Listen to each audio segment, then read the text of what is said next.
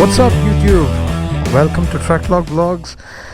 Today we are featuring one of the most famous and the most aggressive in the market, the Ducati Monster 795. I don't know what to say about this bike much. It's just like my friend says, oru vishayam vandi enakku parayam. So it's that amazing. There is only like I'll get to the details in some time. I'll just show you the outer view, the general view of the bike. It's a 795cc. Sorry, it's called Ducati 795. It's a beast of a vehicle, beast of a bike. It's got everything is set to look and power and muscularity. It's got every single thing.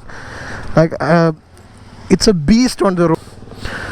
So I'm just gonna start the bike and give you guys a more in-depth review of this.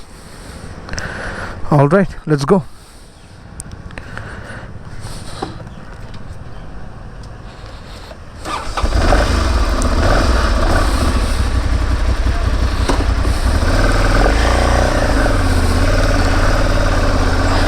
All right, insane torque, insane power. I'm just gonna get to the power figures right now. This, even though it's called Ducati Monster 795, it's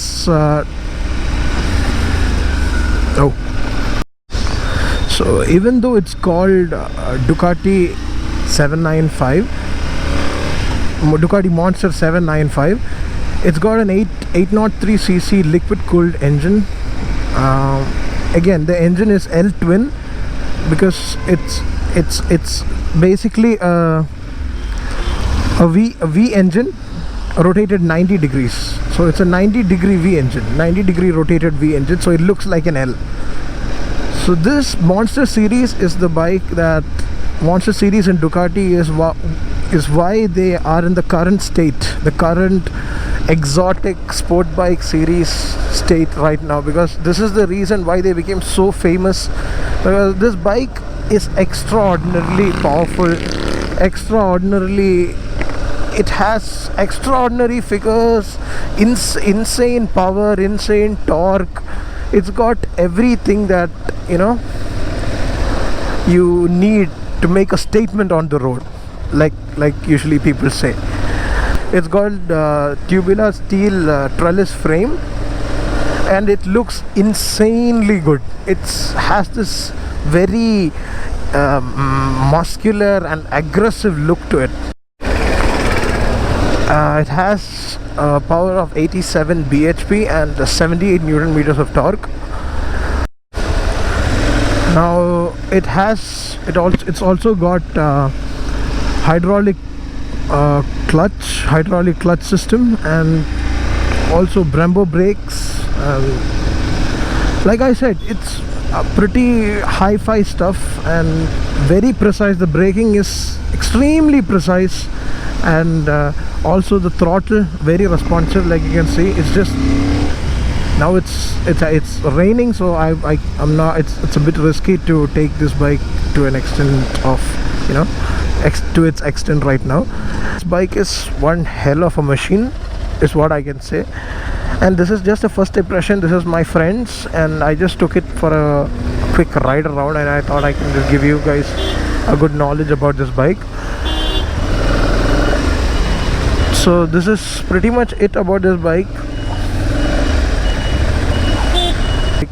People just turn their heads around and look at this bike like as if it's like something just going on the road. So oh god, I'm not allowed to do this, right? I think I can, not so sure.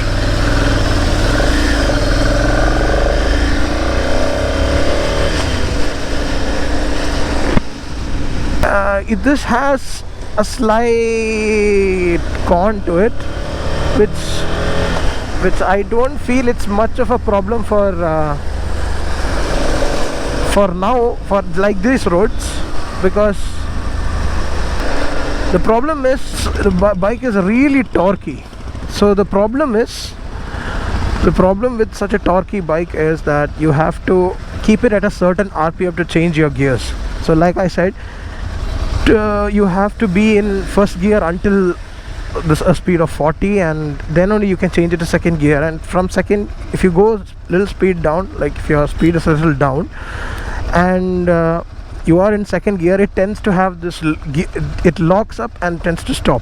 But still, when I am riding it personally with my riding style, I don't feel that much of an effect to it.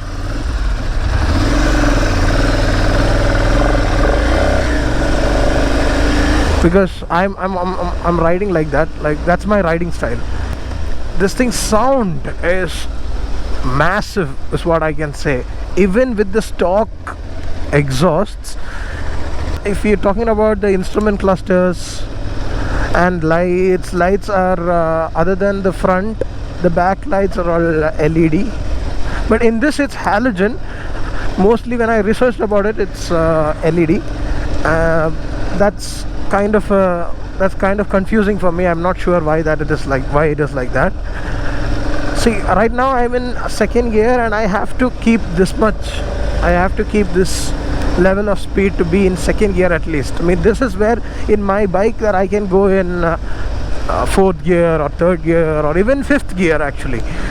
So that is kind of a minor setback for this bike, I think so. Again, depends on everyone's perspective, depends on everyone's riding style.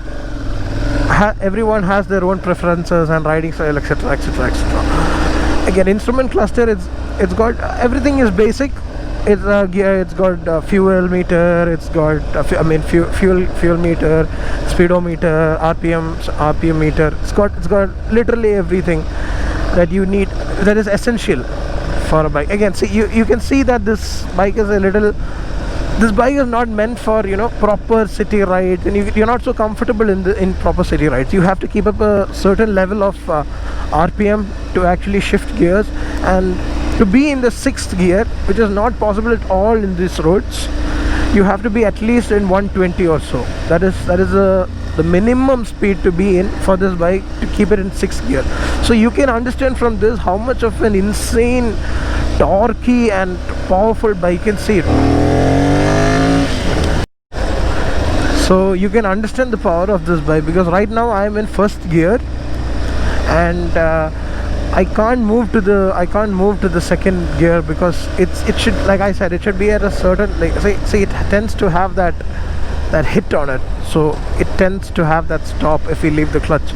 Anyway, that is just like a very minor thing, I feel personally, because I feel very comfortable. Even the riding position is so aggressive looking, and people who love sports naked bikes are, I think you go for a Ducati Monster series, because you have to be above 40 to actually shift the gears. Right now and once you are above 40 and you're shifting gears, you shift to second gear, you are very comfortable, and second gear in this speed is optimal.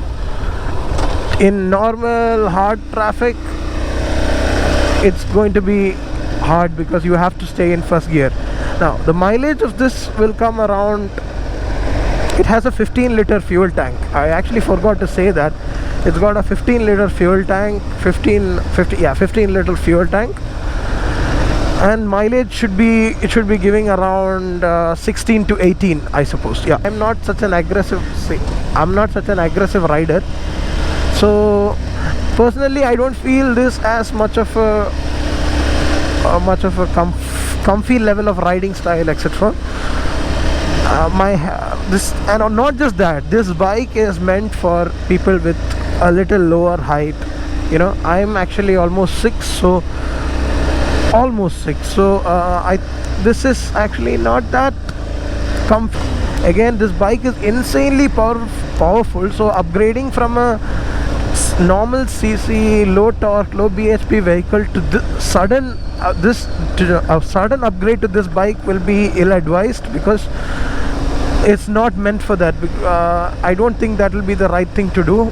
First you try a 650 normal Interceptor, and then you slowly have this transition, then only get into the bikes like this, because these bikes, like I say, it's very powerful, muscular, and they're meant to go fast. That being said, pretty much covers most of the bike. Mileage wise also, for a super bike, it's pretty reasonable, I feel. Everything, rear view mirrors you can see basically everything in it. Anyway guys, thank you for watching TRKZILLA vlogs. I kind of feel that I spoke a little too much, a lot actually about it, explaining the beauty of this bike.